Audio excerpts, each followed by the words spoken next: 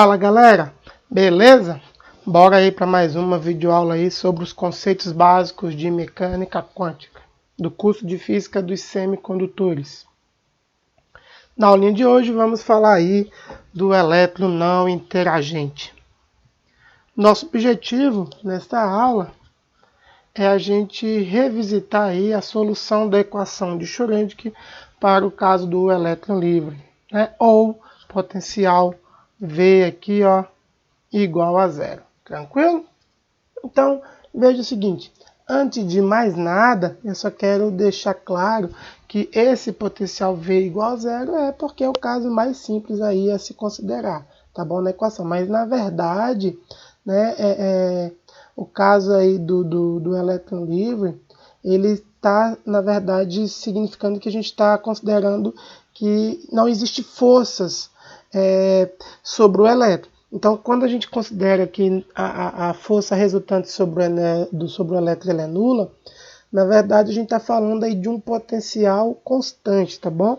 Então, para um potencial constante, o caso mais fácil é a gente considerar V igual a zero. Então, quando a gente faz isso, fica bem mais simplificada a equação, tá bom? Então, na verdade, a gente está considerando o caso em que o potencial é constante e a energia do elétron, então, é maior que a do potencial. E aí, ao invés de a gente trabalhar nessa perspectiva, que atrapalha um pouco a nossa equação 5.1, a gente atribui aí, por simplicidade, V igual a zero. Beleza? Então, isso aí realmente é como se fosse um truquezinho para facilitar a nossa equação. E aí, feito isso, a gente pode agora simplificar a nossa equação, tá bom?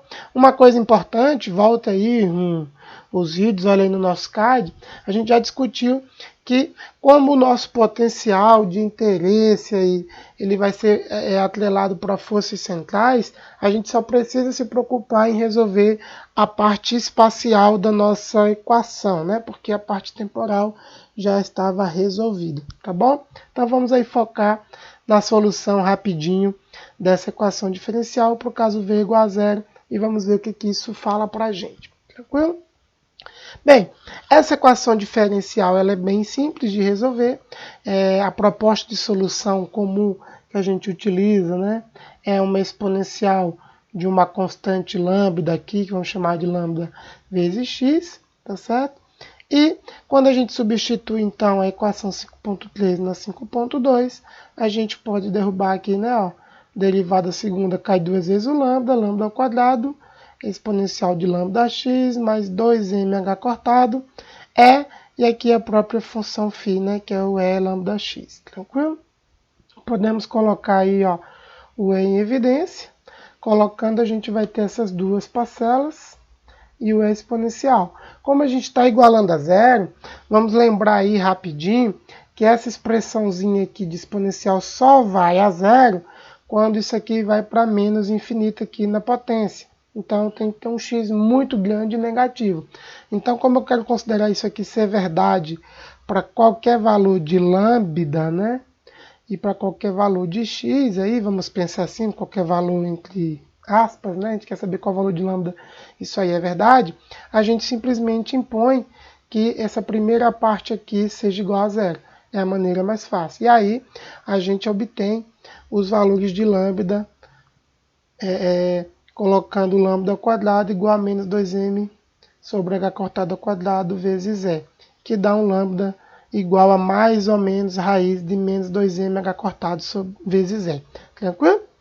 Bem, e aí como a gente já sabe, né, que considerando a questão real como um número real, essa raiz quadrada ela não faz muito sentido, a gente, né, cria aí um número complexo atribuindo a raiz de menos 1 sendo igual a i. Dessa maneira a gente pode reescrever o lambda de maneira bem simplificada como um número complexo, lambda igual a mais ou menos ik, sendo o nosso k, né, a parte real lá daquela expressão anterior, beleza? Para não ter dificuldade, então vamos tocar o barco aí. Aí veja só, então a solução geral agora é em termos das nossas exponenciais. Então a gente vai ter aí uma solução que é a vezes, né, que é uma constante, vezes ikx mais um B, também uma constante aqui de E menos IKX. Tranquilo? Então note aí, ó, que a nossa solução ela é uma onda viajante. Essa aqui é a interpretação. Então, o movimento de uma partícula livre ele pode ser representado por uma onda plana viajante. Tá bom? Então, lembrando lá do discursinho de física básica. Então, nesse caso, a nossa primeira parcela aqui, ó, presta atenção lá, ó, ela representa a onda viajando aí na direção x, tá bom? Com amplitude A, enquanto o segundo termo é uma onda viajando aí na direção menos x aí, com uma amplitude B, tranquilo? Então, esses fatores A aqui, que a gente está chamando esses coeficientes A e B, eles geralmente são determinados lá através das condições de contorno, tá bom? Mas, o que isso aí representa para a gente, tá bom? Duas coisas muito importantes. Preste atenção, olha lá o nosso K. Tá vendo? O nosso Kzinho aqui, ele vai representar o número de onda. Olha que coisa bacana. E isso é muito simples de ver. Preste atenção que para essa exponencial aqui ela fica adimensional, porque eu não posso levar um número a uma potência que tem dimensão. Esse K aqui ele tem que ser o inverso de comprimento. Tá vendo? Então o inverso de comprimento ele representa para a gente lá nos cursos de ondulatória o número de onda. Então, essa quantidade que a gente definiu na 5.11, ela vai dar o nosso significado físico do número de onda. Essa é a primeira coisa. A segunda coisa é que, então, essa equação 5.12 corresponde a ondas planas propagando. E aí, fisicamente, a nossa solução do problema do elétron livre corresponde aí aos estados de onda plana, tá certo? Isso é bem interessante e importante, porque a gente nós veremos aí mais à frente no curso que o elétron em uma rede cristalina também se comporta como uma onda viajante. E aí a gente vai poder fazer uma analogia com o elétron livre. Por isso que a gente está fazendo essa revisão aqui bem rapidinho. Então, as ideias que a gente aplica para o elétron livre, a gente vai depois capturar para aplicar lá dentro da rede cristalina. Beleza? De maneira semelhante, essa interpretação que a gente agora está dando para o vetorzinho K aqui, ó, tá bom? Aqui como um número de onda, mas no caso tridimensional iria ser um vetorzinho. A gente pode fazer também lá para a nossa solução da parte temporal. Na solução da parte temporal nós temos aqui, ó, um termo de E dividido por H cortado. Então, a dimensão de E dividido por H cortado, a gente vai ver que tem que ser inverso de tempo para que essa expressãozinha aqui, ó, meu E, esteja sendo elevado a uma coisa dimensional. E quando a gente olha para isso, a gente reconhece como a nossa frequência, beleza? Então, na nossa solução geral, que a gente tinha lá, né, como o particionado em uma parte de posição e uma parte de temporal, a gente vai poder reescrever da seguinte maneira, tá vendo? As nossas autofunções vão ter aqui uma contribuição, né, que a gente vai identificar como a frequência e outra como o nosso número de onda, tranquilo? E, basicamente, a gente realmente recupera, né, a nossa expressão de onda plana tradicional. Essa aqui é a lógica. Então, a gente consegue realmente rever, né, que a solução do problema do elétron livre corresponde aos estados de onda plana com o número de onda K. Em outras palavras, nós já discutimos isso lá, se não me engano, no vídeo sobre o princípio da incerteza. Então, a gente está vendo aí um pacotinho de onda cuja representação aí, né, é uma série de Fourier, né? Se a gente for pensar aqui a somatória de todas as autofunções, tá bom? Então, o nosso caso aí do elétron livre, a gente pode representá-lo então como uma onda plana propagante. Tranquilo? Ok. Então, é um resultado bastante importante, pessoal. Então, vamos seguindo aí, ó.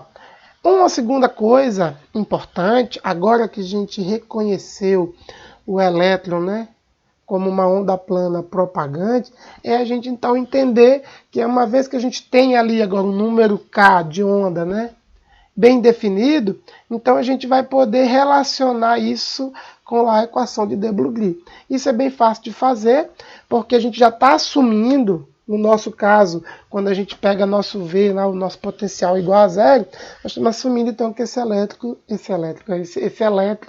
ele tem apenas energia cinética. E quando a gente toma isso então como hipótese, a gente pode, né, relacionar então a energia cinética com o momento da partícula, beleza? Relacionando com o momento da partícula, a gente pode aqui, ó, dividir aí por h cortado ao quadrado em ambos os lados e a gente então recupera a equação de de Broglie. Isso aí é muito importante, tá bom? Então, de maneira bem direta, o que a gente está vendo é que realmente a equação de de Broglie, no caso que o elétron ele apresenta o comportamento ondulatório, ela fica recuperada agora, fazendo essa solução para a equação de Schrödinger para V igual a zero. Tranquilo? Mas algumas coisas bem interessantes. Note que H cortado, na verdade, se vocês quiserem olhar para aquela equação de alto valor e alto vetor que a gente viu na última aula, né, para o operador do Hamiltoniano, vocês vão perceber que uma maneira bem simples de recuperar, né, o momento é se vocês tomarem então o operador momento para a função φ que a gente obtém. Então vocês vão perceber que na verdade isso aqui está bem coerente. Isso aqui representa os altos valores, né, para o operador momento linear. Tranquilo? Mas isso aí vocês fazem as continhas, aí é mais simplesinho. Tá bom? No final das contas, o que a gente é importante aqui a gente destacar é que ao chegar, no caso do elétron livre, né, a gente recuperando aqui a equação de de Broglie por momento, a gente permite realmente dar um significado físico aí para esse casinho, tá vendo? Que é um número de onda. Então, novamente, a gente pode interpretar esse K como sendo o momento linear, né, do meu elétron, tá bom? Obviamente é dividido por uma constante K, mas tá bom? Como é uma constante, apesar do H cortado aqui ter dimensão, mas a gente pode dar esse significado físico que vai auxiliar a gente bastante aí mais à frente no curso. Bem mais rápido. Na verdade, é bem importante sempre destacar, né, que esse K aparece aí em vários lugares quando a gente estuda a parte de ondulatório. Então, você precisa entender os diferentes significados aí do vetor K, né? No caso do dimensional, vira um vetorzinho. Então, é muito recorrente aparecer em várias situações. Então, de cara, no nosso caso aqui da disciplina, a gente vai atribuir para o vetor K aqui, ó, o significado de momento da partícula. A gente vai dar esse significado por causa da equação 520. Mas, em outros contextos, o K representa aí uma espécie de frequência espacial, né, que mensura a repetição da onda por unidade de distância. Tá bom? Então, no caso aí do sólido cristalino, os K vão representar uma quantidade muito especial, que lá são os vetores da rede recíproca, ou os coeficientes da transformada de Fourier, que nada mais são vetores com frequência espacial similar da rede direta. E isso aí faz com que a gente permita que as condições lá de Bragg, que a gente vai estudar, sejam satisfeitas, tá bom? O K ele também indica a direção de propagação da onda e representa o quanto a fase da onda aumenta em cada unidade de distância na direção do vetor K. Então a gente aí tem vários significados físicos, né, que de certa maneira é um só, se a gente for pensar assim de maneira mais abrangente, mas quando a gente pensa aí do ponto de vista de partícula, ele representa então um momento aí do objeto, e quando a gente considera lá, enquanto onda, ele tem alguns outros significados que são também bastante relevantes, e é importante que vocês se atentem para isso, né? Buscar esse significado físico. Ok. Então, ó, vamos considerar aí a nossa equação 5.11, né? Nosso K igual a 2mh cortado E. Então, a gente aí pode também obter a relação de dispersão aí de energia para o elétron. E aí ela fica dada né, fazer umas manipulaçõezinhas, como é H cortado, K2, 2N. Isso aí é muito interessante, porque a energia, né, para o caso do elétron livre, ela é uma função parabólica do momento, tá certo? Então a gente vai ter, ó, uma função do momento. Ah, professor, por que eu vou escrever então a energia em função do momento? Eu acho que já deve ter ficado claro na cabeça de vocês, a partir do início da revisão, que a onda, o que ela tem bem definida é o K. A gente não tem a posição, tá bom? Bem definida, no caso de uma onda, no sentido formal. Então, não faz sentido para a gente tentar estudar, por exemplo, energia em função da posição, no caso de uma onda. Então, a grandeza física aí, que é bem definida para a gente poder computar, é o momento. Então, a gente faz aí a energia em função do momento. E nesse caso, no caso da partícula livre, ela é função aqui, ó, né, a função ela é parabólica. E é um caso bastante interessante, porque as funções parabólicas elas vão reaparecer aí para a gente. A segunda coisa importante, né, além do fato de ser parabólica, é que esses valores de energia eles são contínuos, tá vendo? Eles são contínuos. Então, a gente vai ver que quando a gente estiver estudando, né, um potencial diferente de zero, né, que seria já um elétron interagente, essa energia já não vai ser mais contínua, ela vai ser discretizada. Então, a diferença básica que a gente tem aqui do elétron livre, né, para um elétron interagente é que a gente vai começar a aparecer a discretização na energia. Tranquilo? Note que os elétrons aqui, ó, com o mesmo momento K, então essa é a primeira coisa a se observar, eles vão ter os mesmos valores de energia, tá bom? Então se eu tiver um elétron aqui com menos K, né, mais K, desculpa, e menos K, eles vão ter o mesmo valor de energia. Então, esses potenciais parabólicos aí, eles são bem interessantes para a gente aí. Beleza, pessoal? Então, ó, o vídeo vai ficando por aqui, tá bom? Nos vemos aí na próxima aulinha.